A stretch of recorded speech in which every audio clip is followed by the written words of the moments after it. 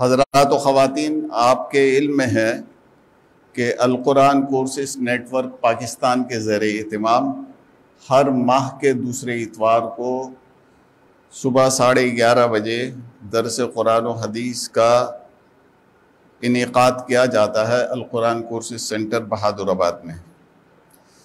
آج کا درس قرآن و حدیث بھی اسی سلسلے کی کڑی ہے، اور آج کا ہمارا موضوع ہے قرض لینے اور ادا کرنے کے شرعی احکام۔ آج کے ہمارے مدرس ہیں محترم جناب مفتی محمد حارث محمود صاحب۔ محترم مفتی صاحب جامعۃ السعید نرسری کے استاذ ہیں، اور اس کے علاوہ ایک ادارہ ہے جامعۃ النور دھوراجی میں۔ یہ ادارہ تخصصات اسپیشلائزیشن کرواتا ہے، تو اس میں بھی محترم مفتی صاحب طلباء کو تخصص کرواتے ہیں۔ اور اس کے علاوہ جامع مسجد شرف آباد میں روزانہ کی بنیاد پر درس قرآن و حدیث جو ہے وہ دیتے ہیں۔ میں محترم مفتی صاحب سے گزارش کروں گا کہ درس قرآن و حدیث کا آغاز فرمائیں۔ الحمدللہ رب العالمین والصلاة والسلام علی سید المرسلین وعلى آلہ وصحبہ ومن تبعهم بإحسان إلى يوم الدین۔ اما بعد فاعوذ باللہ من الشیطان الرجیم، بسم اللہ الرحمن الرحیم۔ وَإِنْ كَانَ ذُو عُسْرَةٍ فَنَظِرَةٌ إِلَى مَيْسَرَةٍ وَأَنْ تَصَدَّقُوا خَيْرٌ لَكُمْ إِن كُنتُمْ تَعْلَمُونَ وقال النبي صلی اللہ علیہ وسلم مطر الغنی ظلم او کما قال رسول اللہ صلی اللہ علیہ وسلم۔ ہمارا جو آج کا موضوع ہے قرض لینے کے اور ادا کرنے کے شرعی احکام، اور اس سے متعلق کیا شرعی ہدایات ہیں، انشاءاللہ اس کو ہم سمجھیں گے۔ دیکھیں، سب سے پہلی بات تو یہ ہے قرض دینے والا، جس کو اردو میں ہم قرض خواہ بھی بولتے ہیں، قرض دہندہ، اور کریڈیٹر، انگریزی میں کریڈیٹر بولتے ہیں، اور جس نے قرض لیا مقروض، مدیون، مقروض بھی استعمال ہوتا ہے، مدیون بھی استعمال ہوتا ہے، اور انڈیپٹڈ، اور باقی قرض لینا جس کو لون کہتے ہیں۔ تو پہلی بات تو یہ سمجھیں کہ اگر آپ نے کسی سے قرض لے لیا ہے تو اس میں جب آپ قرض لے رہے ہیں کسی سے تو آپ کی نیت یہ ہے کہ بھائی میں مقررہ وقت پہ ادا کروں گا، اور آپ کے حالات ایسے ہیں کہ آپ کا کاروبار ہے، آپ کی ملازمت ہے، قرض لینے والا بہتر جانتا ہے کہ اس کے حالات ایسے ہیں کہ وہ اتنی رقم بآسانی جو ہے مقررہ وقت پر ادا بھی کر سکتا ہے۔ تو اگر یہ دونوں چیزیں ہیں تو آپ قرض لینا شرعاً جائز ہے۔ ایک تو یہ ہے کہ جس وقت آپ کہیں سے قرضہ لے رہے ہیں تو آپ کی نیت پکی ہونی چاہیے کہ میں بر وقت ادا کروں گا، لیکن نیت کے ساتھ ساتھ آپ کو اپنے حالات کا بھی جائزہ لینا ہے۔ بھائی مثال کے طور پر آپ نے 1 لاکھ روپے قرض لیا اور آپ نے کہا میں 5 مہینے میں دے دوں گا، تو اس کا مطلب یہ ہے کہ آپ ہر ماہ 20,000 بچا لیں گے، یا یہ کہ آپ کی کوئی کمیٹی کھل رہی ہے اور بھی دیگر چیزیں ہیں، تو آپ کو اپنے حالات کا بھی جائزہ لینا پڑے گا۔ تو نیت بھی پکی ہو اور حالات بھی سازگار ہوں کہ آپ قرض ادا کر دیں گے، تو جو ہے قرض لینا کی جو ہے وہ شرعاً جائز ہے۔ یہ تو ایک بنیادی بات ہو گئی۔ لیکن جب ہم احادیث کی طرف نظر ڈالتے ہیں تو کئی احادیث سے یہ بات معلوم ہوتی ہے کہ قرض لینا بذات خود جو ہے، جب کہ کوئی ضرورت اور حاجت بھی نہ ہو، بہت شدید ضرورت کوئی حاجت بھی نہیں ہے، تو قرض لینا کوئی اچھی چیز نہیں ہے۔ مطلب اپنے آپ کو مقروض بنانا کہ بھئی آپ کے ذمے میں کسی کا قرض ہو، یہ بذات خود کوئی اچھی چیز نہیں ہے۔ 3 احادیث اس بارے میں ذکر کروں گا، لیکن ایک تو بخاری شریف کی روایت ہے عائشہ رضی اللہ تعالیٰ عنہ کی، کہ جس میں یہ بات ہے کہ نبی کریم صلی اللہ علیہ وسلم جو ہے نماز میں بکثرت یہ دعا مانگا کرتے تھے، اللہم انی اعوذ بک من المأثم والمغرم، کہ اے اللہ میں آپ کی پناہ مانگتا ہوں گناہ کرنے سے اور مقروض بننے سے۔ یعنی نبی کریم صلی اللہ علیہ وسلم مقروض بننے سے پناہ مانگ رہے ہیں کہ میرے اوپر کسی کا قرضہ نہ آئے اور میں مقروض بنوں۔ تو ایک صحابی نے سوال کیا کہ آپ بکثرت جو ہے مقروض بننے سے پناہ مانگتے، اس کی کیا وجہ ہے؟ بات سمجھیے گا. تو فرمایا کہ ان الرجل اذا غرم اذا حدث فكذب ووعد فاخلف. آپ صلی اللہ علیہ وسلم نے فرمایا کہ اصل میں مقروض بننے سے جو پناہ مانگتے اس کی وجہ یہ ہے کہ بسا اوقات جب آدمی کے اوپر قرضہ چڑھ جاتا ہے تو حالات ایسے آ جاتے ہیں کہ جب وہ گفتگو کرتا ہے تو جھوٹ بولتا ہے، اور وعدہ کرتا ہے تو اس کی خلاف ورزی کرتا ہے. کہ کسی نے جو ہے قرضے لے لیے ہیں، اتنے قرضے اس کے اوپر چڑھ گئے ہیں، تو اب دیکھیں وہ جو ہے کہ جھوٹ بھی بول رہا ہے کہ بھائی 2 دن میں آپ کے پیسے مل جائیں گے، حالانکہ اس کو بھی پتہ ہے کہ دو دن میں انتظام نہیں ہوگا. بھائی میرا آپ سے وعدہ ہے آپ 1 ہفتے کے اندر اپنے پیسے لے جانا، ہوتا ہی نہیں ہوتا. تو اس کا مطلب یہ ہوا کہ قرض لینا بذات خود تو جائز ہے، لیکن بسا اوقات بہت سارے گناہوں کا سبب بن جاتا ہے. بسا اوقات بہت سارے گناہوں کا سبب بن جاتا ہے کہ مقروض جو ہے، جس کے آدمی کے اوپر قرضہ ہو تو وہ ڈپریشن کا بھی شکار ہو جاتا ہے، اور ایسے حالات آ جاتے ہیں کہ اب بات کر رہے ہیں تو جھوٹ بھی بول رہا ہے اور وعدہ خلافی بھی کر رہا ہے. تو اس وجہ سے حضور اکرم صلی اللہ علیہ وسلم پناہ مانگتے تھے کہ اللہم انی اعوذ بک من المأثم والمغرم، کہ اللہ میں مقروض بننے سے پناہ مانگتا ہوں. تو اس حدیث سے یہ بات معلوم ہوئی کہ بلا ضرورت، جبکہ کوئی بہت زیادہ ضرورت نہ ہو، قرض کا معاملہ کرنا اچھا نہیں. دوسری روایت جو بھی بخاری شریف کے اندر ہے، سلمہ بن اکوع رضی اللہ تعالیٰ کی روایت ہے کہ شروع کے اندر جب کوئی جنازہ لایا جاتا تو نبی کریم صلی اللہ علیہ وسلم پوچھتے تھے حل علی من دین، بھئی کیا یہ جو جنازہ ہے اس شخص کے اوپر کسی کا قرضہ ہے؟ پوچھتے تھے. تو صحابہ کرام عرض کرتے کہ نہیں ہے تو آپ جنازہ پڑھا دیتے. لیکن اگر عرض کرتے کہ اس کے اوپر قرضہ ہے تو آپ اگلا سوال کرتے کیا اس نے مال چھوڑا ہے جس سے قرض ادا ہو جائے؟ اگر ایسی کوئی صورت ہوتی جب بھی آپ جنازہ پڑھا دیتے. تو ایک مرتبہ ایسا ہوا کہ جن شخص کا انتقال ہوا تو ان کے اوپر قرضہ تھا اور انہوں نے مال بھی نہیں چھوڑا تھا. تو آپ صلی اللہ علیہ وسلم نے فرمایا کہ صلو علی صاحبکم، کہ تم اپنے ساتھیوں پر خود جنازہ پڑھ لو. یعنی کہ آپ تصور کریں کہ جس شخص کے اوپر قرضہ ہوتا تھا اور وہ انتقال کر جائے اور اس نے مال بھی نہیں چھوڑا پیچھے ادائیگی کے لیے، تو شروع کے اندر نبی کریم صلی اللہ علیہ وسلم اس کا جنازہ نہیں پڑھتے تھے. اور یہ امت کو اصل میں سبق دینا تھا، تنبیہ کرنی تھی کہ بھائی قرض لینے کے جو معاملات ہیں یہ بلا ضرورت نہیں کرو. ورنہ آپ دیکھیں کہ ایک طرف تو نبی کریم صلی اللہ علیہ وسلم امت پر اس قدر مہربان ہے کہ خود سورہ توبہ کی جو آخری آیت اس میں اللہ تعالیٰ نے ارشاد فرمایا لقد جاءکم رسول من انفسکم عزیز علیہ ما عنتم، کہ تم پر کوئی بھی مشکل گھڑی آتی ہے تو وہ ان پر گراں گزرتی ہے، تمہاری مشقت ان کو گوارا نہیں. یہ چاہتے ہیں کہ امت کے لیے آسانیاں ہوں.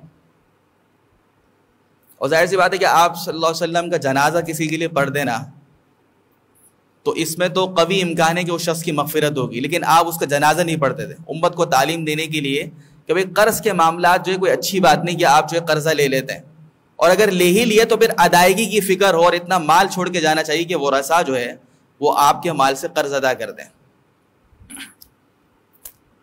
تیسری جو حدیث ہے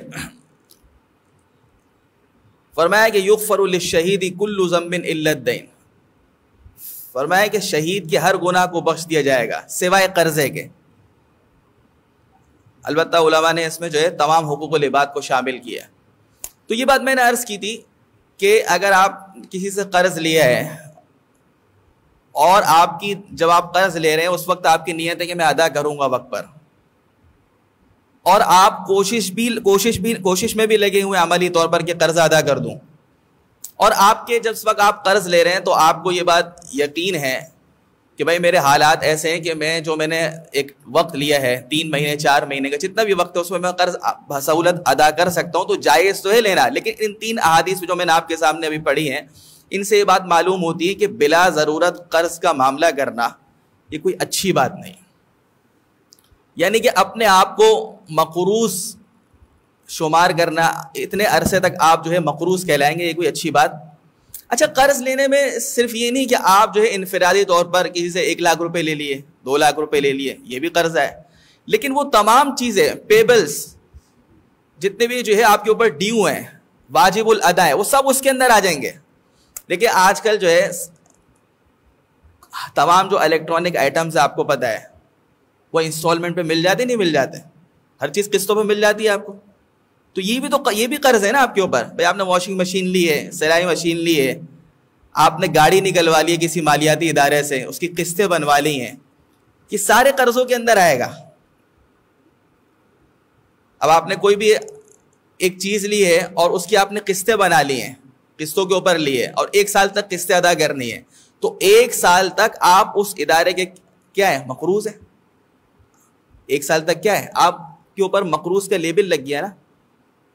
تو ان احادیث سے بات معلوم ہوتی ہے کہ جب تک ضرورت نہ ہو قرض کا معاملہ نہ کریں. اور دیکھیں شریعت کی تعلیم یہی ہے کہ بھائی اگر آپ ایک چیز انسٹالمنٹ پہ لے رہے ہیں لیکن آپ کو اللہ تعالیٰ نے اتنا مال دیا کہ آپ کیش پہ لے سکتے ہیں تو آپ کیش پہ لیں. آپ کیوں اپنے اوپر مقروض کا لیبل لگا رہے ہیں 1 سال تک؟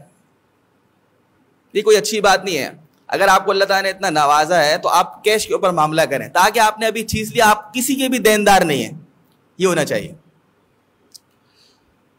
البتہ جیسے میں نے عرض کیا کہ جائز تو ہے لیکن شریعت نے اس کو پسند نہیں کیا.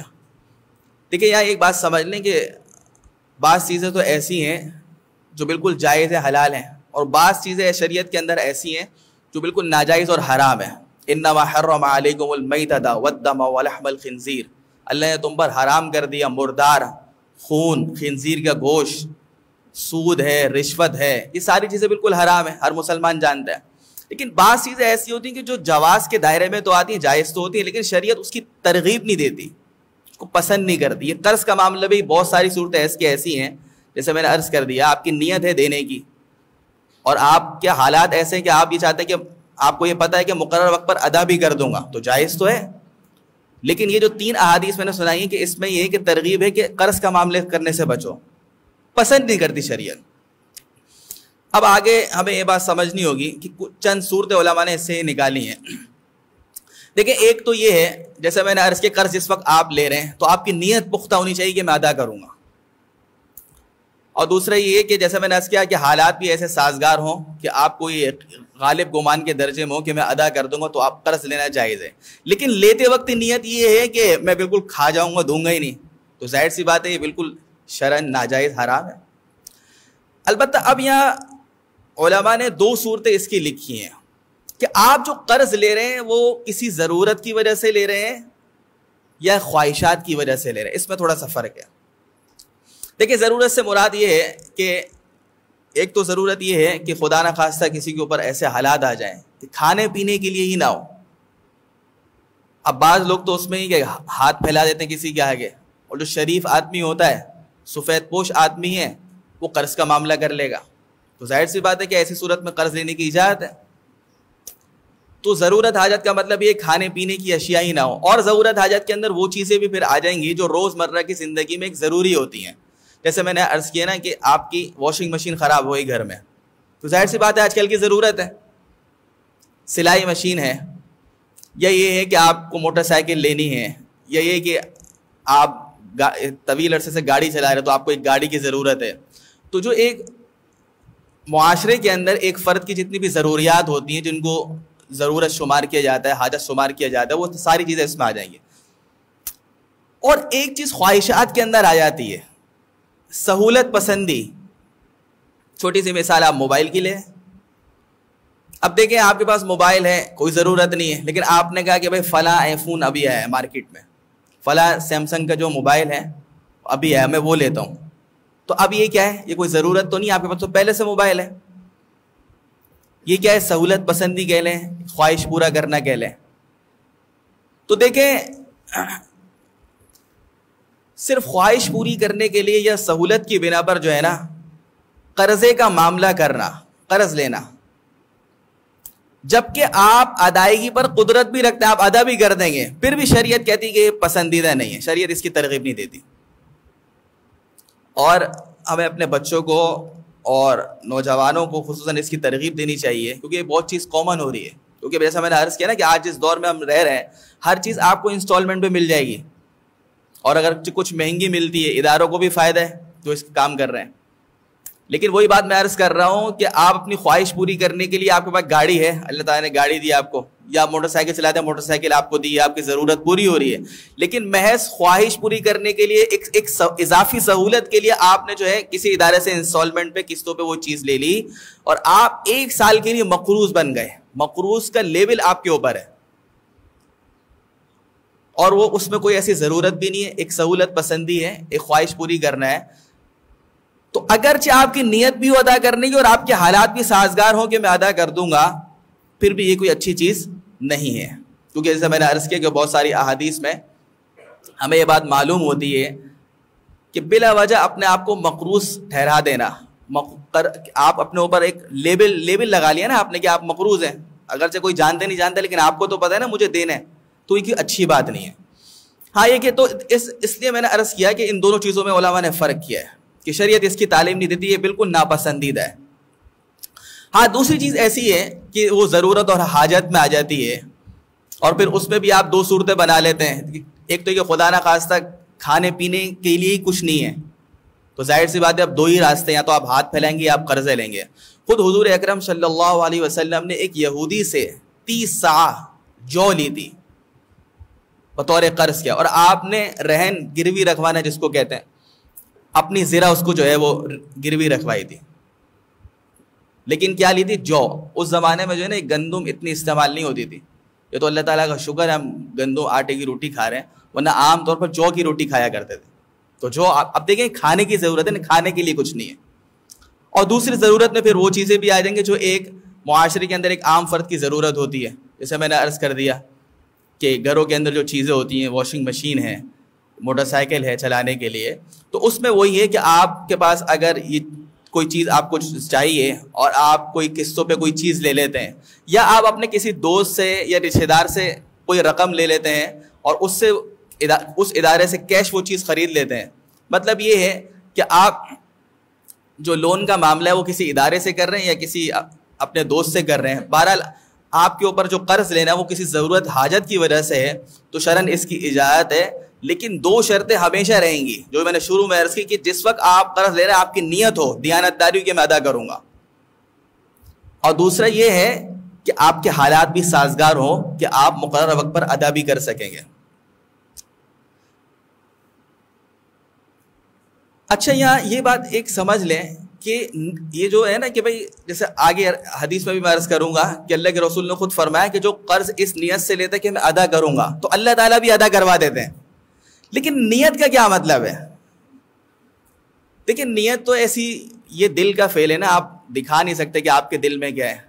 عالم الغیب والشہادہ, تو اللہ تعالیٰ نے اپنے بارے میں فرمایا کہ غیب چھپی ہوئی چیزوں کو میں جانتا ہوں, علیم بذات الصدور, دلوں کے رازوں کو بھی میں جانتا ہوں. لیکن میرے دل میں کیا آپ نہیں جانتے, اور آپ کے دل میں کیا وہ میں نہیں جانتا.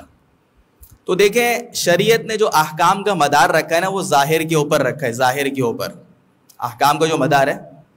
بھائی آپ عملی جد و جہد بھی کریں, نیت کا مطلب آپ نیت میں جب مخلص ہیں, جب آپ کی عملی زندگی میں بھی نظر آئے, آپ قرضہ اتارنے کی کوشش بھی کریں, اور اگر آپ روزمرہ کی آپ کی زندگی ایسی ہے کہ آپ اس کے اندر کھلا خرچ کرتے ہیں تو آپ کو کچھ نہ کچھ سادگی پر آنا پڑے گا, جبھی تو قرضہ اترے گا.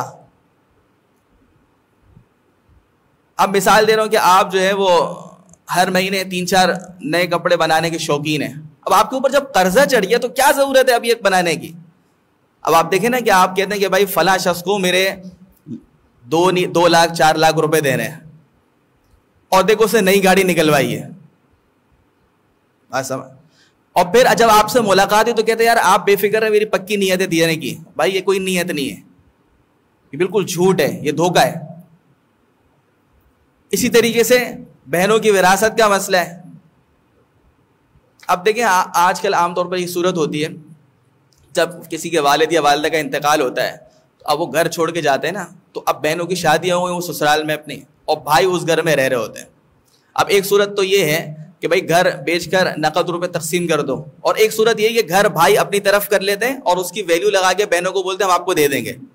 تو یہ بھی قرض میں آئی ہے نہیں آئی ہے؟ جیسے میں نے عرض کیا قرض کے اندر ہر وہ صورت داخل ہے جس میں آپ کے ذمے میں رقم آ گئی اور آپ واجب الادا ہے, ڈیو ہے آپ کے اوپر, آپ کو دینے, وہ تمام صورتیں قرضوں میں آ گئے. اب دیکھیں والد کے انتقال کو 5 سال ہو گئے، 10 سال ہو گئے، اور بھائی کیا کہتے ہیں ہماری نیت ہے دینے کی. بھائی ایسی کون سی نیت ہے جس کا کوئی فائدہ ہی نہیں ہے؟ آپ نے عملی طور پر کیا جد و جہد کی ہے اس کے لیے؟ عملی طور پر تو آپ نے کوئی جد و جہد نہیں کی. تو یہ جو میں نے بار بار عرض کر رہا ہوں کہ قرض جب آپ لے رہے ہیں تو اسی وقت ہی نیت ہو کہ میں ادا کروں گا مقررہ وقت پر، جو وقت طے ہو گیا. تو اس کے لیے یہ بات ضروری ہے کہ آپ کی نیت ہو ادا کرنے کی، لیکن نیت سے مراد یہ ہے کہ عملی زندگی کے اندر بھی اس کی جد و جہد نظر آئے، کوشش نظر آئے. اور اگر آپ کا ہاتھ کھولا ہے تو اس پہ پھر آپ کو چاہیے کہ آپ اپنی زندگی کو کچھ دنوں کے لیے ساتھی پر لے کر آئیں تاکہ آپ جو ہے جلد از جلد قرض ادا کر دیں. البتہ یہاں ایک صورت یہ بھی ہے کہ بعض مرتبہ ہم دکانداروں سے کچھ لین دین کا معاملہ کرتے ہیں، لیکن وہاں مقصد قرض لینا نہیں ہوتا، مال کی کمی کی وجہ سے قرض لینا نہیں ہوتا، بلکہ مقصد یہ ہوتا ہے کہ ایک سہولت ہوتی ہے کہ ہم مہینے کے بعد ادا کر دیں گے. جیسے بہت سارے حضرات دودھ والے سے معاملہ کرتے ہیں کہ بھائی روزانہ آپ ہمارے گھر پر 2 کلو دودھ پہنچا دینا اور مہینے کے آخر میں پیسے لے جانا. راشن والوں سے اس قسم کے معاملات ہوتے ہیں. تو اس میں بھی تو دیکھیں نا کہ آپ 30 دن تک آپ کے اوپر دودھ کی جو رقم ہے وہ ڈیو ہو گئی، قرضہ تو چڑھ گیا آپ کے اوپر، لیکن یہ جائز ہے کیونکہ وجہ اس کی یہ کہ یہ ہے تو قرض، لیکن یہ آپ نے اس وجہ سے نہیں کیا کہ آپ کو ضرورت ہے، مال کی کمی ہے، بلکہ سہولت کی وجہ سے کرتے ہیں کہ یار میں آفس سے دیر سے آتا ہوں، گھر والوں کو بر وقت چیز نہیں پہنچتی، تو آپ نے دودھ والا لگا دیا، یا آپ روزانہ حساب کرنے میں تھوڑی سی مشکل پیش آ رہی ہے تو آپ نے کہا سہولت کی بنا پر آخر میں حساب کر دوں گا. تو یہ جائز ہے، اس میں کوئی ایسی حرج کی بات نہیں ہے. البتہ پھر بھی بہتر جہاں تک ممکن ہو تو روزانہ کا حساب روزانہ میں کریں یا اس کو ہفتے واری پر لے آئیں تو زیادہ اچھا ہے. تو یہ کچھ صورتیں تھیں جو میں نے عرض کر دیا کہ اس میں علماء نے فرق کیا ہے کہ سہولت پسندی کے لیے خواہشات کی بنیاد پر قرض کا معاملہ کرنا بالکل بھی اچھا نہیں. اور پھر دیکھیں نا کہ خواہشات کی کوئی انتہا نہیں ہے. جبھی تو حدیث میں فرمایا گیا کہ ابن آدم کے پاس اگر سونے کی ایک وادی بھی ہو جائے تو دوسری وادی چاہے گا. اور پھر اللہ کے رسول نے فرمایا کہ اس کے جو پیٹ ہے وہ قبر کی مٹی بھرے گی. پھر خواہشات پوری نہیں ہوتی نا. جیسے موبائل کی میں نے مثال دی، آپ کے پاس موبائل ہے، آپ کی ضرورت پوری ہو رہی ہے، اب آپ کہہ رہے ہیں کہ نیا ورژن آیا وہ لے لوں، ٹھیک ہے نا، تو اب یہ تو خواہشات کیسے پوری ہوں گی؟ وہ تو ہر ہفتے کوئی نہ کوئی کمپنی نیا موبائل جو ہے وہ لانچ کرتی رہے گی، آپ کتنے لیں گے؟ تو یہ اپنے آپ کو مشکل میں ڈالنے والی بات بھی ہے. اب جو دوسری صورت ہے وہ یہ ہے کہ کسی دینی ضرورت کے لیے قرضے کا معاملہ کرنا. دیکھو اس میں عام طور پر 2 ہی صورتیں ہیں کہ کس حج کے لیے جا رہے ہیں یا عمرے کے لیے جا رہے ہیں. لوگ مسئلے پوچھتے بھی ہیں. دیکھیں پہلے یہ مسئلہ سمجھ لیں. اب دیکھیں حکومت نے اعلان کر دیا ہے، آپ کو علم میں ہوگا کہ تقریباً 11.5 لاکھ روپے اس سال سرکاری اسکیم میں. تو اس میں مسئلہ یہ ہے کہ جن دنوں میں حج کی درخواستیں جمع ہو رہی ہیں، اگر آپ کے پاس اتنی رقم ہے کہ آپ حج پہ جا سکتے ہیں تو حج آپ کے اوپر فرض ہو گیا، اسی سال جانا ضروری ہے. اگر گورنمنٹ میں نام نہیں ہے، آپ کے پاس اتنی رقم ہے کہ آپ پرائیویٹ سے جا سکتے ہیں تو آپ کے اوپر حج کے لیے جانا کیا ہو جائے گا؟ فرض ہو جائے گا. اب آپ نے سستی کری، کاہلی کری، آپ اس سال حج کے اوپر نہیں گئے. اب آئندہ سال آپ کے پاس وہ رقم ہی نہیں ہے اتنی، تو پھر بھی حج فرض رہے گا. جبھی تو کہتے ہیں کہ تاخیر نہیں کرو. اب ایک شخص ایسا ہے کہ اس کے اوپر حج فرض ہو چکا ہے، لیکن جس وقت حج فرض تھا اس نے سستی کاہلی کری اور حج پر گیا ہی نہیں. اب آئندہ سالوں میں تو اس کے پاس رقم ہی نہیں رہی، لیکن حج تو فرض ہے. تو اب ایک صورت یہ پیش آتی ہے کہ آپ قرضہ لے کے فرض حج کر لو، تو اب اس کا کیا حکم ہے؟ تو دیکھیں اس میں 2 صورتیں ہیں. ایک صورت تو یہ ہے کہ آپ کسی سے قرض لے لیتے ہیں، لیکن آپ کے حالات اتنے سازگار ہیں کہ آپ کو یقین ہے یہ بات پر کہ یار میں کما کر مقررہ وقت پر اس کو ادا کر دوں گا. آپ سمجھ رہے ہیں؟ جیسے آج کے دور میں تقریباً 12 لاکھ روپے تو چاہیے، تو آپ نے 12 لاکھ یا آپ کے پاس 5 لاکھ ہے، 6 لاکھ ہے، 6 لاکھ آپ نے کہیں سے قرضہ لے لیا اور ماہانہ قسط باندھ لی، یار میں ماہانہ آپ کو 50,000 دوں گا. تو اب آپ کا بزنس ہے یا آپ کہیں ملازم ہیں تو آپ کو اتنا یقین ہے کہ یار میرے حالات ایسے ہیں کہ مہینہ جو میں قسط واری وہ ادا کر دوں گا. تو بعض علماء تو کہتے ہیں واجب ہے کہ قرض لے کے حج کے لیے جائے، اور بعض علماء کہتے ہیں کہ واجب تو نہیں ہے. اکثر علماء کی رہے کہ واجب تو نہیں، لیکن بہتر یہ کہ قرضہ لے لے. دیکھیں پچھلی جو صورتیں تھیں میں نے آپ کو کہا کہ بہت ساری صورتوں میں قرض لینا جائز ہے، لیکن شریعت نے کہا نہ لو، پسندیدہ نہیں ہے. لیکن یہ ایک ایسی صورت ہے کیونکہ فرض کا معاملہ ہے نا, حج فرض ہے, اور جس وقت فرض تھا آپ گئے نہیں حج کے لیے, تو اب شریعت یہ کہتی ہے کہ اگر آپ کے حالات ایسے ہیں, آپ کا کاروبار ہے ایسا ہے کہ آپ کو یہ یقین ہے کہ آپ اتار دیں گے, تو اب بہتر یہ ہے کہ قرضہ لے کے آپ فرض حج پورا کر لیں. لیکن آپ کے اوپر حج فرض ہے اور ابھی آپ کے پاس کچھ رقم نہیں ہے, اور آپ کے حالات بھی ایسے ہیں کہ آپ کو یہ لگ رہا ہے کہ یار میں نے اگر 12 لاکھ روپے, کیونکہ اب رقم زیادہ ہوئی نا بہت, 12 لاکھ روپے اگر میں قرضہ لے کے حج کر لیا تو پھر آنا بہت مشکل ہو جائے گا, نہیں اتار سکوں گا. بات سمجھ رہے ہیں؟ اب شریعت کا حکم یہ ہے کہ اب آپ قرضہ نہ لیں. اب آپ کے ذہن میں ایک سوال آنا چاہیے کہ حج تو فرض ہے, تو دیکھیے اب یہاں 2 حق جمع ہو گئے. اللہ کا حق تو یہ ہے کہ آپ حج پر جائیں, کیونکہ آپ کے اوپر حج فرض ہے.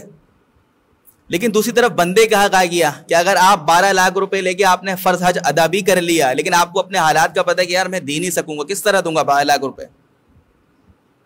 اگر مہینے میں آپ نے معاملہ کیا میں 50,000 بھی دوں گا مہینہ, نہیں نکال سکوں گا. تو جب 2 حق جمع ہو جائیں, ایک طرف بندے کا حق ہو اور ایک طرف اللہ کا حق ہو, تو پھر شریعت کا حکم یہ ہے کہ بندے کا حق مقدم ہے. ہمارے حج سے اللہ کو کوئی فائدہ نہیں, جو ہم جتنی بھی عبادات کرتے ہیں وہ اپنے فائدے کے لیے کر رہے ہیں. تو اسی وجہ سے آپ علماء نے سنا ہوگا نا کہ حقوق العباد کا جو معاملہ ہے وہ نہایت سنگین معاملہ ہے. تو اب حکم یہی ہے کہ آپ پہ اوپر اگرچہ حج فرض ہے لیکن آپ قرضہ نہ لیں, کیونکہ آپ ادا نہیں کر سکیں گے. اور دیکھیں کتنے یہ شروع میں نے احادیث ذکر کی ہے نا, اب کتنی دفعہ آپ قرض لے لیتے ہیں, آپ نے دوست لیا, آپ ادا نہیں کر پا رہے, آپ کی دوستی خراب ہو رہی ہے. رشتہ دار سے لیے, رشتہ داری خراب ہو رہی ہے.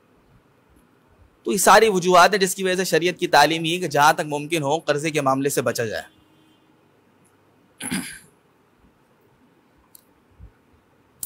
یہ تو مسئلہ تھا فرض حج کا. اب آپ آ جائیں کہ آپ نے اب یہ آپ کے علم میں مسئلہ ہوگا کہ حج جو فرض ہے وہ ایک ہی مرتبہ ہے, ایک آپ نے حج کر لیا وہ فرض ادا ہو گیا.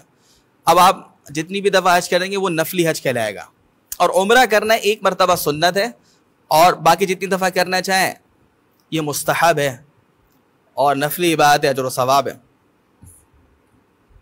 تو نفلی حج کے لیے قرض لینا یا عمرے پر جانے کے لیے قرض لینا,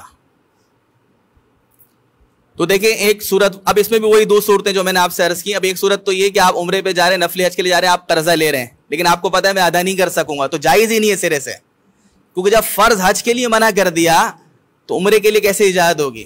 اب آپ مثال کے عمرے پہ جا رہے ہیں تو 2.5-3 لاکھ روپے تو چاہیے, اب آپ نے لے لیا لیکن آپ کو پتہ ہے کہ میں ادا نہیں کر سکوں گا, تو اجازت نہیں ہے, کیونکہ عمرہ کرنا زیادہ سے زیادہ سنت ہے, اور اگر ایک دفعہ کر چکے تو مستحب ہے. مستحب کا مطلب نفلی عبادت ہے. اور قرض کی جو ادائیگی ہے مقررہ وقت پر یہ واجب ہے.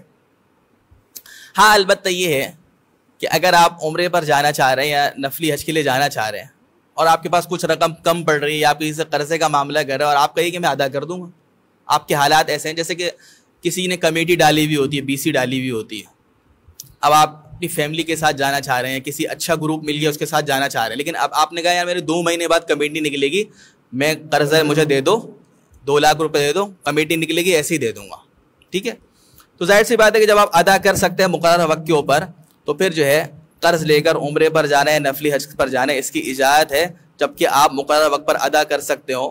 لیکن بہتر یہی ہے, علماء نے یہ بات لکھی ہے حج اور عمرے کے آداب میں, آپ کوئی بھی رسائل ہے اس کے اندر جہاں حج عمرے کے آداب لکھے ہیں وہ یہی لکھے ہوئے ہیں کہ قرض کا معاملہ صاف کر کے جاؤ, کچھ نہیں پتا کہ آپ واپس آئیں گے بھی نہیں آئیں گے, جہاں تک ممکن ہو. البتہ یہ بات میں نے عرض کر دی کہ بعض صورتوں میں جیسے کہ آج کل ویزے کے معاملات ہوتے ہیں کہ اگر بعد میں جاؤں گا ویزا لگنا مشکل ہو جائے گا, یا کوئی اچھا گروپ مل گیا اس کے ساتھ جا رہا ہوں, پہلی دفعہ جا رہا ہوں, سمجھ رہے ہیں, اور یہ میرے چاچا کے لڑکے یہ جا رہے ہیں تو یہ بار بار کر چکے, ان کے ساتھ جانے کا موقع ملے گا, فائدہ ہو جائے گا. تو اگر اس صورت میں ایسا ہے کہ مہینے 2 مہینے بعد آپ ادا کر سکتے ہیں قرض, تو قرض لے کے آپ جا سکتے ہیں. اچھا اس میں ایک صورت یہ کہ جتنی صورتیں میں نے بتائیں اس میں تو یہ ہے کہ آپ پہلے سے آپ کسی کے مقروض نہیں تھے اور آپ ایک قرض لے کر حج پر جا رہے ہیں یا عمرے پر جا رہے ہیں, یہ صورتیں اس کی تھی. اب ایک صورت یہ ہے کہ آپ مقروض ہیں, پہلے سے آپ کے اوپر قرضے چڑھے ہوئے ہیں, بات سمجھ رہے ہیں, پہلے سے آپ کے اوپر قرضے چڑھے ہوئے ہیں, اب جو ہے حج کے لیے جانا یا عمرے کے لیے جانے کا کیا حکم ہے, ٹھیک ہے. تو دیکھیں اس میں 2 صورتیں ہیں. ایک صورت تو یہ ہے کہ آپ کو قرض ادا کب کرنا ہے. مثال کے طور پر آپ نے جس سے قرضہ لیا ہوا ہے, آپ جس کے مقروض ہیں, اس کی تاریخ آ چکی ہے, وہ کہہ رہا بھائی میرے پیسے دو, اور آپ حج کے لیے جا رہے ہیں یا عمرے کے لیے جا رہے ہیں تو اس کی اجازت نہیں ہے, اس کے پیسے دینا ضروری ہے. کیونکہ دیکھیں اگر حج فرض بھی ہے پھر بھی علماء نے لکھا ہے کہ حج جو فرض ہے وہ تو اللہ کا حق ہے, اور یہاں بندہ کھڑا ہوا ہے بندے کا حق ہے, تو یہ مقدم ہے.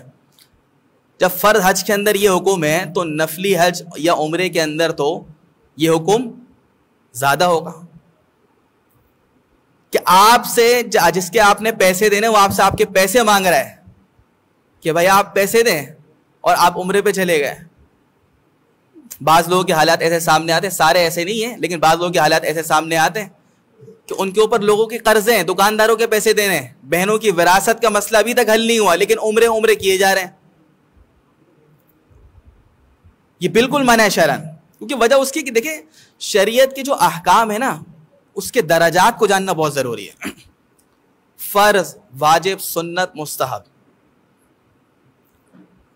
اب عمرہ کرنا تو جیسے میں نے عرض کیا کہ پہلی مرتبہ سنت ہے اور بار بار کرنا یہ نفلی عبادت ہے, لیکن وراثت بہنوں کو دینا یا کسی کی رقم کو ادا کرنا یہ واجب ہے.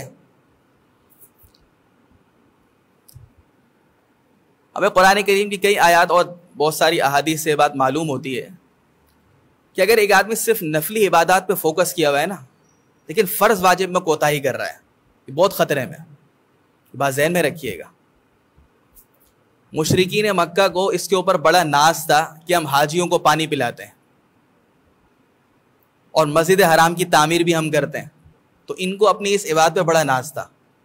تو قرآن کریم نے سورۃ توبہ میں فرمایا اجعلتم سقایۃ الحاج وعمارۃ المسجد الحرام کمن آمن باللہ والیوم الآخر وجاہد فی سبیل اللہ. کیا تم حاجیوں کو پانی پلانا اور مسجد حرام کی تعمیر کو اس عمل کے برابر قرار دیتے ہو جو اللہ پر ایمان لانے کا عمل ہے, اللہ آخرت پر ایمان لانے کا اور اللہ کے راستے میں جہاد کرنے کا عمل ہے؟ دونوں چیزیں برابر ہیں, ایک طرف ایمان ہے اور جہاد ہے اور ایک طرف بس حاجیوں کو پانی پلانا ہے, مسجد حرام کی تعمیر ہے, دونوں عمل برابر ہوگا. لا یستوون عند اللہ, فرمایا کہ اللہ کے نزدیک دونوں برابر نہیں ہیں. کیونکہ علماء نے فرمایا کہ بھائی کسی کو پانی پلانا عبادت ہے, بہت اچھی بات ہے, لیکن نفلی درجے میں ہے, کوئی فرض واجب تو نہیں ہے. اور جہاد فی ایمان تو بالکل کمپلسری ہے, اس کے بغیر تو نجات ہی نہیں ہے. اور جہاد بعض صورتوں میں فرض عین ہو جاتا ہے, فرض عین کا مطلب ہے ہر ایک شخص کے لیے نکلنا ضرور ہو جاتا ہے, اور بعض صورتوں میں کم از کم فرض کفایہ ہے, یعنی کہ ایک جماعت ایسی ہونی چاہیے. تو اس یہ آیت ہمیں کیا سبق دے رہی ہے؟ یہ آیت ہمیں یہ سبق دے رہی ہے کہ فرائض اور واجبات کی ادائیگی بہت اہم ہے, نفلی عبادات سب و ثانوی درجے میں, دوسرے درجے میں. تو لہذا آپ کے اوپر قرضہ چڑھا ہوا ہے اور جو صاحب حق ہے قرض خواہ وہ مطالبہ بھی کر رہا ہے, تو حج یا عمرے پر جانے کی قطعاً اجازت نہیں ہے. پہلے اس کا قرض ادا کریں پھر جائیں, یا یہ کہ اگر وہ دل سے راضی ہے تو پھر آپ جا سکتے ہیں. جیسے بعض سے بتکلف تعلق ہو تو وہ کہتا ہے ٹھیک ہے یار عمرے پہ چلے جاؤ, آ کے دے دینا. لیکن اس میں بھی میں نے بتایا کہ جہاں تک ممکن ہو قرض کا معاملہ صاف کر کے جائیں. ہاں البتہ یہ ہے کہ آپ عمرے پر جا رہے ہیں, حج پر جا رہے ہیں اور آپ کے اوپر قرضہ تو ہے, لیکن اس کی جو قرض کی جو ڈیٹ ہے وہ بعد میں ہے. بہت سے ہمارے مسلمان بھائی ہیں ان کے اوپر قرضہ ہے, قرضے کا بوجھ ہے, پریشان ہے. تو بیچ میں دو باتیں بھی عرض کرتا ہوں کہ جس سے ہمیں پتہ چلتا ہے کہ قرض کی ادائیگی آسان ہو جائے, یعنی کہ وہ نسخہ جس سے قرض کی ادائیگی آسان ہو جائے وہ کیا ہے. دیکھیے سب سے پہلی تو بات یہ ہے جو میں نے پہلے بھی عرض کی کہ آپ کی نیت جو ہے نا اس میں کھوٹ نہ ہو, نیت پکی ہو, پختہ ہو کہ یار میں قرض ادا کروں گا. اور پکی نیت کا میں نے مطلب بھی بتا دیا کہ عملی زندگی میں وہ نظر آئے, عملی جدوجہد نظر آئے نا کہ آپ قرضہ ادا کرنا چاہ رہے ہیں. اپنے لائف اسٹائل کو تھوڑا سادہ کرنا پڑے گا. یہ تھوڑی ہے کہ آپ جو ہے وہ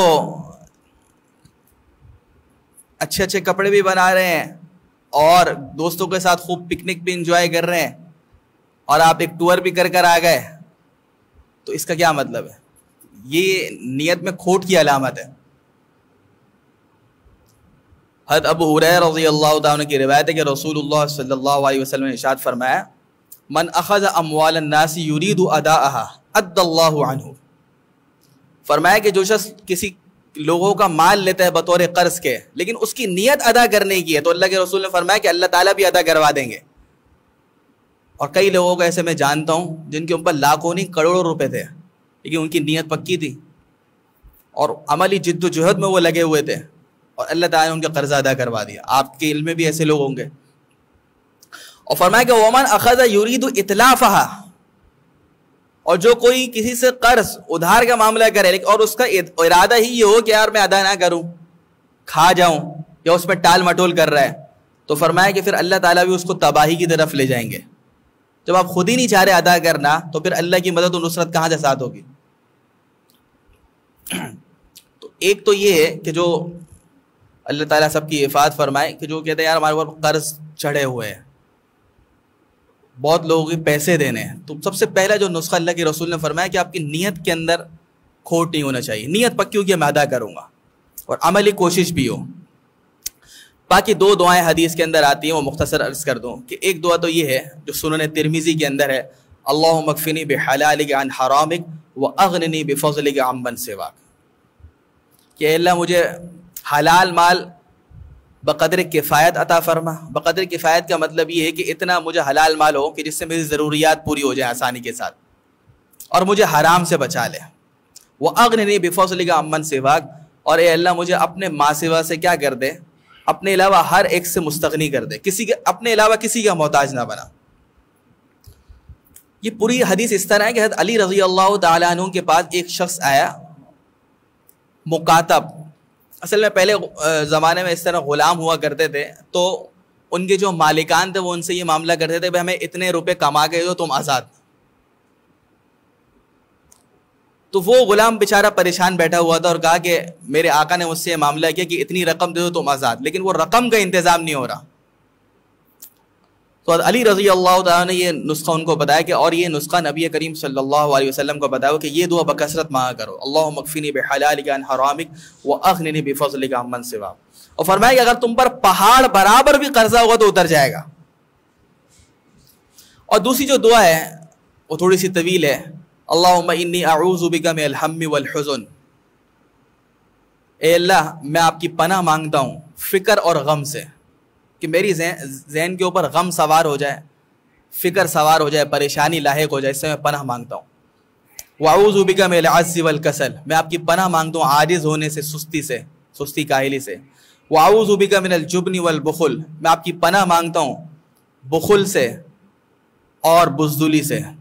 وَأَعُوذُ بِكَ مِنْ غَلَبَةِ الدَّيْنِ وَقَهْرِ الرِّجَالِ, اور میں اللہ میں آپ کی پناہ مانگتا ہوں کہ میرے اوپر لوگوں کا قرضہ چڑھ جائے اور لوگوں کے دباؤ سے. ظاہر سی بات جب آپ قرضہ کسی کے اوپر چڑھے گا تو صاحب حق کیا ہے, وہ آپ کو پریشان بھی کرے گا, اس کا حق ہے, وہ بار بار فون کرے گا. اس میں غور کرنا چاہیے کہ دیکھیں نبی کریم صلی اللہ علیہ وسلم نے کیسی دعائیں سکھائی ہیں. علماء نے یہ بات لکھی ہے کہ یہ ایسی کتابیں موجود ہیں جس میں نبی کریم صلی اللہ علیہ وسلم سے منقول دعاؤں کو جمع کر دیا ہے, تو وہ ایک ایک منزل اس میں روزانہ پڑھ لینی چاہیے. اس میں مناجات مقبول بھی ہے, مشہور کتاب مناجات مقبول, حضرت مولانا اشرف علی تھانوی صاحب رحمۃ اللہ علیہ, الحزب العظم ہے, اور بھی دیگر کتابیں ہیں.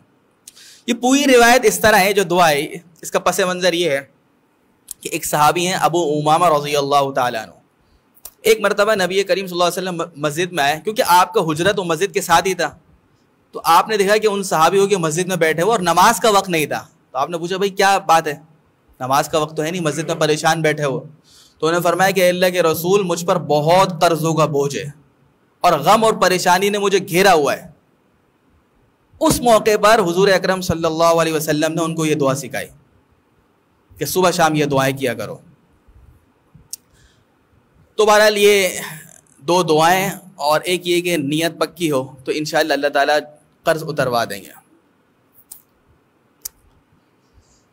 آگے یہ مسئلہ میں سمجھنے گئے کہ ایک طرف تو شریعت نے تعلیم دی جو قرضہ لینا چاہ رہا ہے اس کو تو جہاں کہا جہاں تک ممکن ہو قرض کا معاملہ نہیں کرو جب تک ضرورت نہ ہو, ٹھیک ہے.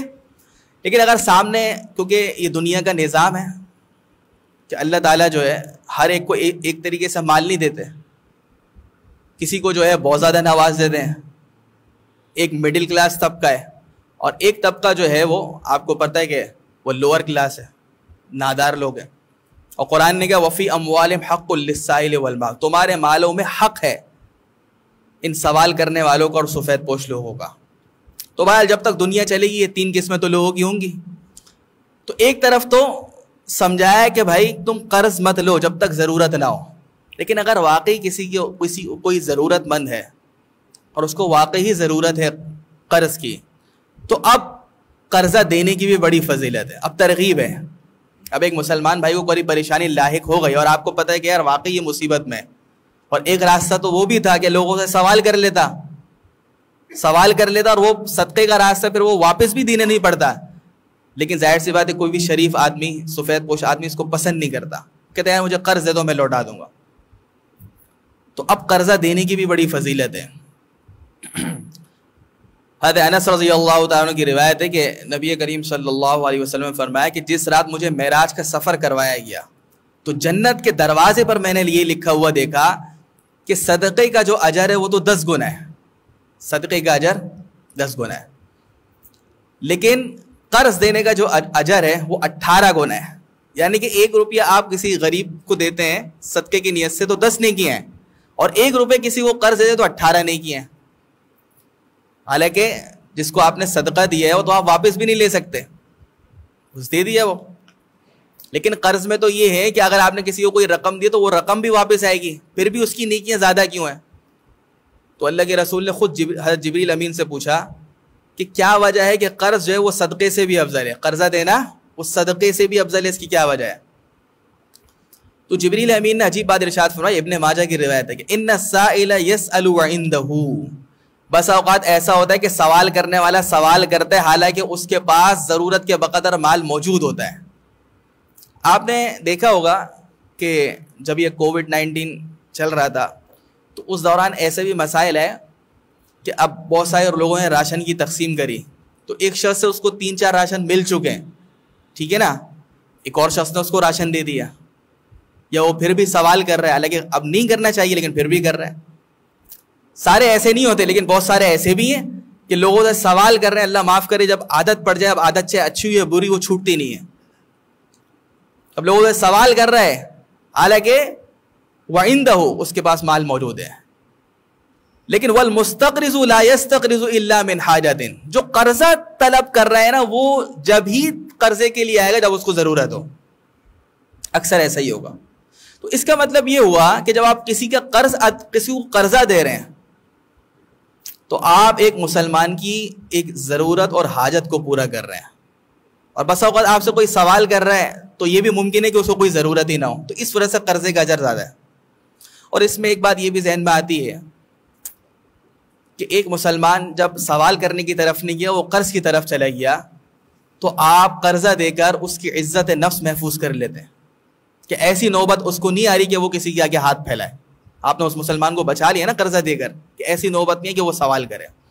تو اس وجہ سے واقعی اگر ایسا کوئی شخص ہے، چاہے آپ کے رشتہ داروں میں ہو، دوست احباب میں ہو، کہ اگر وہ کسی مصیبت میں آئی اور اس کو قرضے کی ضرورت ہے اور آپ یہ سمجھتے ہیں کہ وہ اس کی نیت میں بھی وہ مخلص ہے، وہ کوشش کر کے دے دے گا، تو پھر قرضہ ضرور دے دینا چاہیے. اور یہ فری کی نیکی آپ یہ سمجھیں، کیونکہ وجہ اس کی یہ کہ قرض آپ کو واپس آئے گا. قرض تو جو آپ نے دیا وہ واپس بھی آئے گا اور نیکیاں آپ کو ملیں گی. قرضہ دینے کی بھی فضیلت ہے.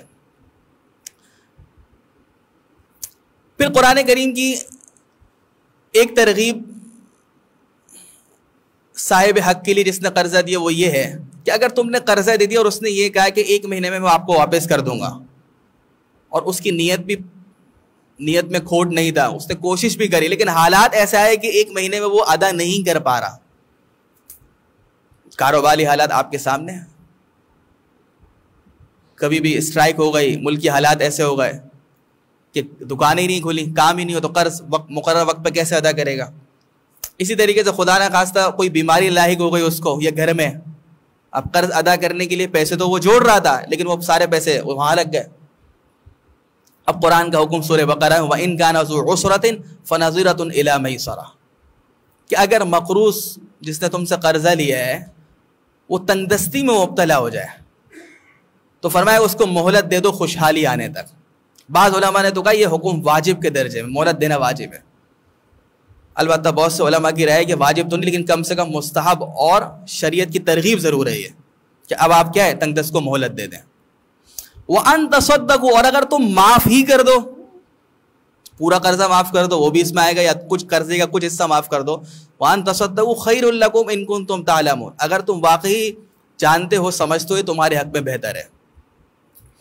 اور نبی کریم صلی اللہ علیہ وسلم نے بڑے اس کے فضائل بیان فرمائے. حضرت ابو ہریرہ رضی اللہ عنہ کی روایت ہے، من انظر محسنا او وضع له، جو کسی تنگ دست کو مہلت دے دے یا اس کا قرضہ معاف کر دے، فرمایا کہ اظلہ اللہ تعالی فی ظلہ یوم لا ظل الا ظلہ، فرمایا کہ اللہ تعالیٰ اس کو اپنے عرش کا سایہ عطا فرمائیں گے جس دن اس کے سائے کے سوا کوئی سایہ نہیں ہوگا. اب آپ دیکھیں قرضہ دینے کی فضیلت اپنی جگہ، اور آپ نے مہینہ پورا ہو گیا، اس کی ادائیگی کا وقت آ گیا، لیکن اس نے کہا کہ میں پھنس گیا ہوں نہیں دے پا رہا، آپ نے مہلت دے دی.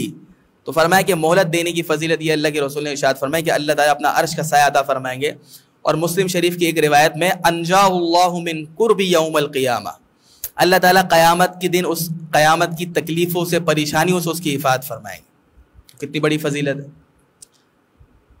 تو دیکھیں دونوں طرف ہے. ادھر شریعت نے مقروض کو کہا کہ بھائی نیت پکی ہو، جان مارو قرضہ ادا کرنے کی، بات سمجھ رہے ہیں؟ ادھر شریعت کا مطالبہ مقروض سے یہ ہے، اور صاحب حق سے یہ مطالبہ ہے کہ اگر مسلمان بھائی واقعی پھنس گیا ہے تو اب مہلت دے دو، اور اگر معافی کر دو وہ تو بہت اعلیٰ درجہ ہے. ایک روایت میں یہ بھی فضیلت آئی کہ اگر آپ کسی کا کوئی حق ہے لیکن وہ نہیں ادا کر پا رہا، مزید مہلت مانگ رہا ہے، تو جتنے دن کی مہلت مانگ رہا ہے ہر دن کے بدلے میں جتنی رقم ہے اتنی رقم کے صدقے کا ثواب ملے گا.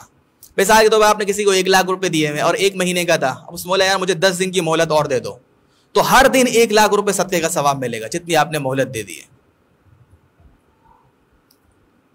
اور چوتھی فضیلت اس میں صحیح مسلم کی روایت ہے کہ حضرت ابو ہریرہ رضی اللہ عنہ کی روایت ہے کہ رسول اللہ صلی اللہ علیہ وسلم نے پچھلی امتوں کے ایک شخص کا حال بتایا. بس اوقات اللہ کے رسول صحابہ کرام کو ترغیب دینے کے لیے بنی اسرائیل اور گزشتہ قوموں میں سے جو اچھے لوگ گزرے ان کے حالات بھی سناتے تھے.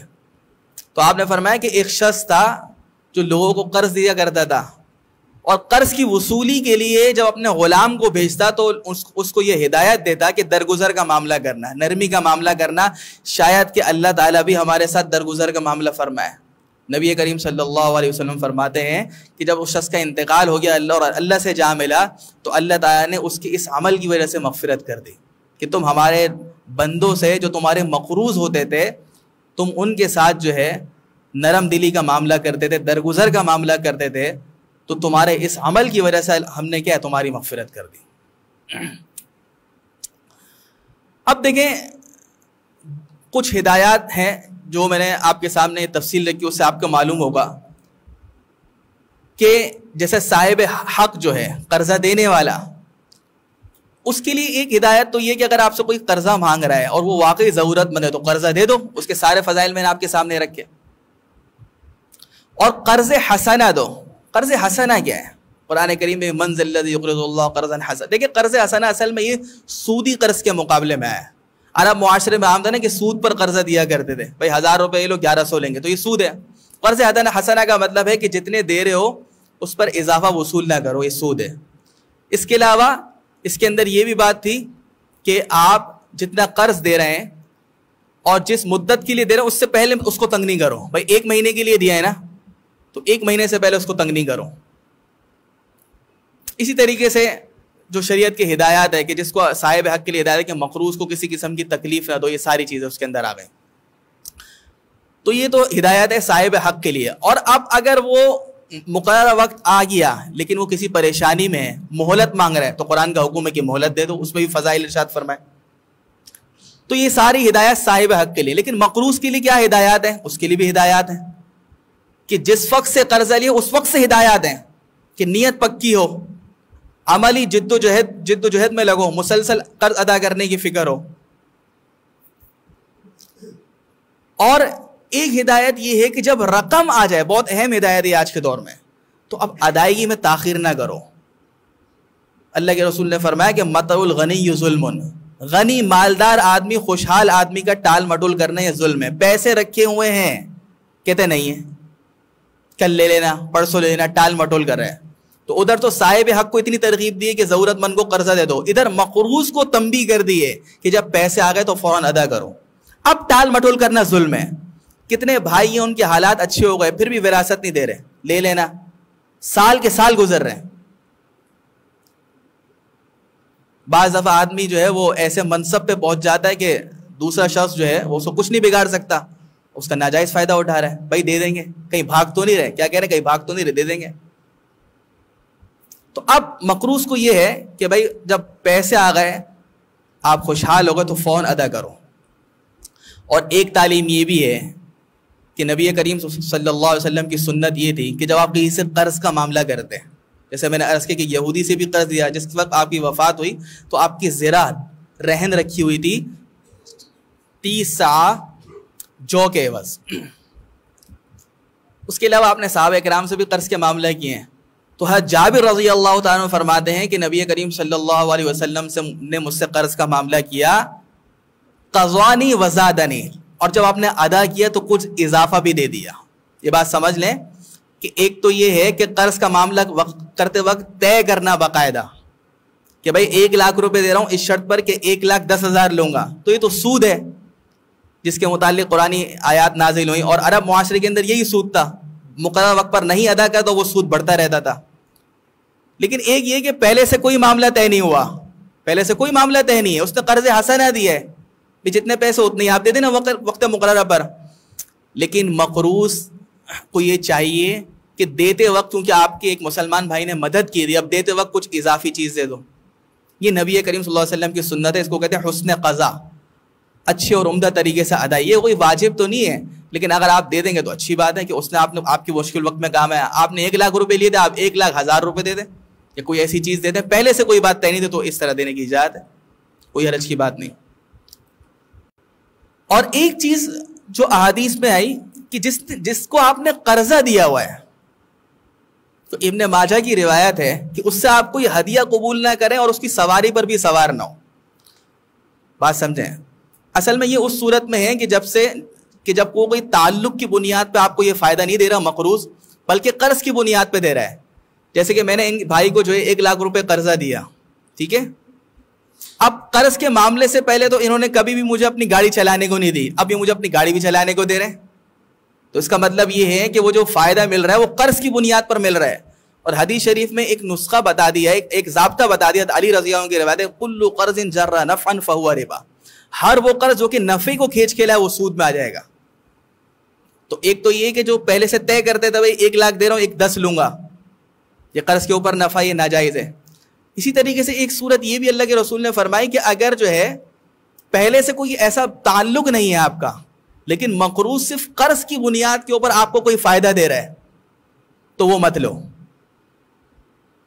کیونکہ وہ پھر قرض کی بنیاد پر ہے، وہ تعلق کی بنیاد پر نہیں. ہاں ایک یہ کہ آپ کا کزن ہے، سگا کزن ہے، پہلے بھی جو ہے تھوڑے بہت لین دین کے معاملات چلتے تھے، ہدایہ کے معاملات چلتے تھے، یا پہلے بھی ایسی باتیں ہوتی تھیں، گاڑی چلانے کو، موٹر سائیکل ایک دوسرے کو چلانے کے لیے دے دی، اب قرض کے بعد بھی دی، تو اب کوئی حرج نہیں، کیونکہ اس کا مطلب وہ تعلق کی بنیاد پر ہے، وہ قرض کی بنیاد پر نہیں.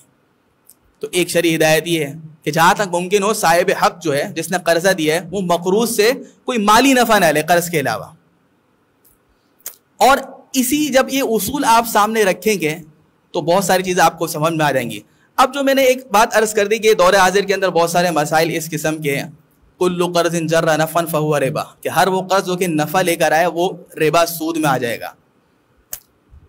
اب دیکھیں آج کل جیسے میں نے عرض کیا بہت ساری چیزیں آپ کو انسٹالمنٹ پہ مل جاتی ہیں، قسطوں پہ مل جاتی ہیں.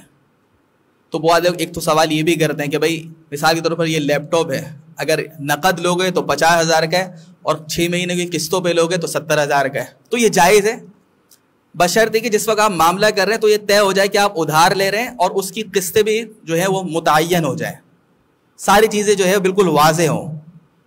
البتہ اس میں یہ شرط نہ ہو کہ اگر آپ نے کوئی فیس لیٹ کری تو آپ اضافی دیں گے، 70 کے بجائے 80 دیں گے، یہ سود ہو جائے گا. اسی وجہ سے جتنے بھی اسلامی مالیاتی ادارے ہیں اور اسلامی بینکنگ ہے، انہوں نے پھر اب انہوں نے کہا کہ اربوں روپے ہم لوگوں سے مانگتے ہیں تو کچھ نہ کچھ تو دباؤ ڈالنا پڑے گا. تو انہوں نے پھر علماء نے اس کا حل نکالا کہ آپ چیریٹی کریں گے، کہ اگر آپ کوئی قسط ٹائم پہ نہیں دیتے تو وہ پہلے سے یہ طے کرواتے ہیں کہ پھر آپ اتنی رقم جو ہے وہ فلاں جو ہے رفاہی ادارے کے اندر، فلاں NGO کے اندر آپ صدقہ کریں گے، ہمیں اس سے کوئی فائدہ نہیں.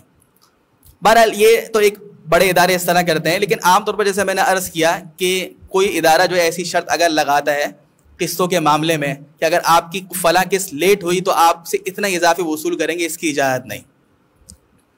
اسی طریقے سے بہت سارے موبائل کمپنیز ہے، یہ آفر آتی ہے کہ بھائی آپ اتنا ڈپازٹ کریں تو آپ کو اتنے فری منٹس ملیں گے، ٹھیک ہے نا. تو یہ ساری چیزیں، تو اس میں یہی اصول آپ سامنے رکھیں کہ جو آپ سے وہ ڈپازٹ لے رہے ہیں نا، تو وہ قرض ہے، وہ آپ کے مقروض ہو گئے، تو قرض کی بنیاد پر وہ فری منٹس دے رہے ہیں یا قرض کی بنیاد پر وہ فلاں سروس دے رہے ہیں، تو اس کی اجازت نہیں، کیونکہ یہ سود ہو جائے گا.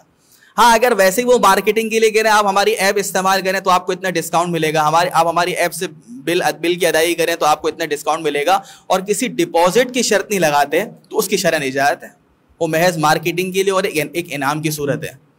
تو یہ جو اصول آپ سامنے رکھے نا کہ قرض کے اوپر جو ملنے والا نفع ہے وہ سود کے زمرے میں آتا ہے، تو بہت سارے دور حاضر کے آپ کو مسائل سمجھ میں آنے لگیں گے کہ اگر کوئی مخصوص ڈپازٹ کی شرط لگاتے ہیں اور بولتے ہیں کہ بھائی اتنی رقم آپ رکھیں گے تو فری منٹس ملیں گے، اتنی رقم آپ دیں گے تو آپ کو یہ سہولت اضافی ملے گی، تو اس کی جو وہ شرعاً اجازت نہیں ہے. تو یہ آج کی مجلس ہماری تھی جو قرض کے موضوع پر ہوئی الحمدللہ، اور سارا اس کا خلاصہ یہ ہے کہ جہاں تک ممکن ہو قرض کے معاملات سے اپنے آپ کو بچانا چاہیے، اور اگر ضرورت اور حاجت کی وجہ سے قرض لے لیا جائے، خواہش کی بنیاد پر قرضے کا معاملہ کرنا، سہولت پسندی کی بنیاد پر قرضہ کا معاملہ کرنا، یہ اچھا نہیں ہے. اور قرض جب لے لیا جائے تو شریعت کی تعلیم یہ ہے کہ نیت ہو ادائیگی کی، اور عملی طور پر آپ جان ماریں کہ آپ جلد سے جلد قرض ادا کر دیں. اور اس سلسلے میں جو بہت ساری ہدایات ہیں وہ ہم نے جو ہے الحمدللہ سنی ہے. اللہ تعالیٰ ان سب باتوں کو سمجھنے کی اور اس پر عمل کرنے کی، اور اس کو جو ہے عام لوگوں میں، مسلمانوں پر عام کرنے کی اللہ تعالیٰ ہم سب کو توفیق عطا فرمائے. وآخر دعوانا ان الحمدللہ رب العالمین. بہت شکریہ مفتی محمد حارث محمود صاحب. آپ کا موضوع تھا قرض لینے اور ادا کرنے کے شرعی احکام، اور الحمدللہ جناب مفتی صاحب نے جتنے بھی پہلو ہو سکتے تھے اس موضوع کو حتی المقدور کور کر دیا. رمضان المبارک کے حوالے سے جو ایکٹیویٹیز القرآن کورسز کے تحت ہوں گی تو وہ میں عرض کر دیتا ہوں. اور ہمارا جو درس قرآن و حدیث ہر مہینے کے دوسرے اتوار کو ہوتا ہے، وہ رمضان المبارک میں اس ترتیب کے تحت نہیں ہوتا، بلکہ رمضان المبارک میں ہمارا یہ درس قرآن و حدیث 20ویں شب کو ختم قرآن جو یہاں تراویح میں ہوتا ہے اس کے موقع پر ہوتا ہے. اس سال بھی یہ ترتیب برقرار رہے گی، اور 20ویں شب کو انشاءاللہ قرآن کریم کی تکمیل کے موقع پر تراویح میں، اس موقع پر تراویح کے فوراً بعد یہ درس قرآن و حدیث ہوگا. اور ڈاکٹر ذیشان احمد صاحب ہر سال تشریف لاتے ہیں اس تکمیل قرآن کے موقع پر، اور وہی درس قرآن و حدیث دیں گے. ان کا موضوع بھی متعین ہو گیا ہے. ان کا موضوع ہوگا زندگی کے مختلف شعبوں میں معاشرتی اسلامی آداب کی اہمیت. دوسرا ضروری اعلان یہ ہے کہ ہر سال کی طرح اس سال بھی یہاں القرآن کورسز سینٹر بہادر آباد میں نماز تراویح کا اہتمام کیا گیا ہے. 8:30 بجے عشاء کی جماعت کا وقت رکھا گیا ہے. تو آپ تمام حضرات اور خواتین سے میری گزارش ہے کہ اگر آپ کے گھر یہاں قریب ہوں تو یہاں بھی آپ جو ہے ہمارے یہاں بھی شریک ہو سکتے ہیں نماز تراویح میں. تیسرا ضروری اعلان یہ ہے کہ آپ کے علم میں ہے کہ القرآن کورسز نیٹ ورک پاکستان خواتین میں بہت بڑے پیمانے پر کام کر رہا ہے، اور مختلف شارٹ کورسز جو ہے القرآن کورسز کے تحت ہوتے ہیں خواتین کے لیے، پورے سال بھر جاری رہتے ہیں. 6 ماہی، 6 ماہی اور 1 سالہ دین کے بنیادی تعلیمات پر مشتمل کورسز. اس کے ساتھ ساتھ رمضان المبارک میں ہم ایک اور سلسلہ شروع کرتے ہیں، اور وہ ترجمہ و تفسیر قرآن کا سلسلہ ہوتا ہے. روزانہ ایک پارے کا خلاصہ تفسیر بیان کیا جاتا ہے، اور رمضان المبارک کے 29 یا 30 روزوں میں پورے قرآن کریم کا ختم کیا جاتا ہے.